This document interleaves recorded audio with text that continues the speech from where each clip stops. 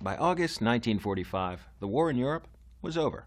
All that remained in the Pacific theater was the final push into Japan itself. As President Truman listened to the invasion plans, one horrible thing stood out: the numbers. A lot of American soldiers were going to perish if they attempted an invasion.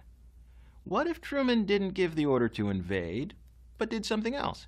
What if he spared the lives of those American soldiers by simply dropping the biggest bomb in the world? American forces had made slow but steady advances across the Pacific toward Japan. Every island taken, however, translated into a huge price in American lives.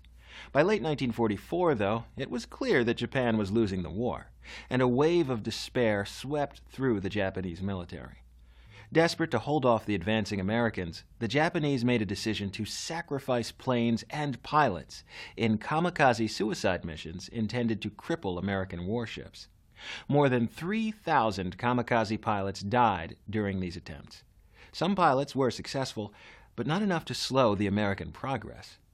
If kamikaze missions didn't slow down military progress, they certainly made the American leadership nervous whenever the conversation about invasion came up. On Iwo Jima, more than 20,000 Japanese troops had been killed, while only about 200 surrendered.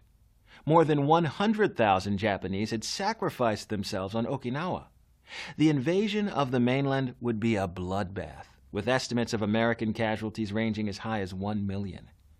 Early in the war, though, an idea was presented to President Roosevelt in a letter signed by several prominent scientists.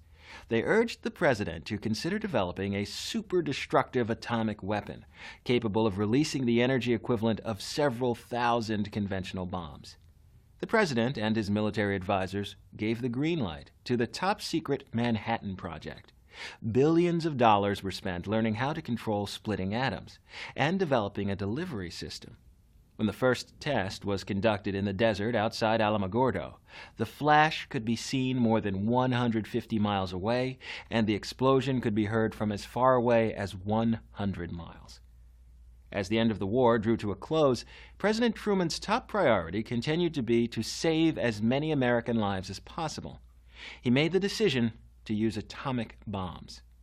On August 6th, the world entered the nuclear age when an American bomber dropped the first atomic weapon on Hiroshima, instantly killing more than 50,000 people.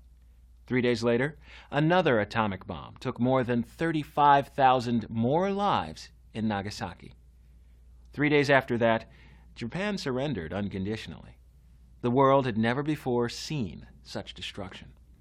President Truman used the atomic bomb at the first possible opportunity. How do you think the war might have ended if his decision had been to invade instead?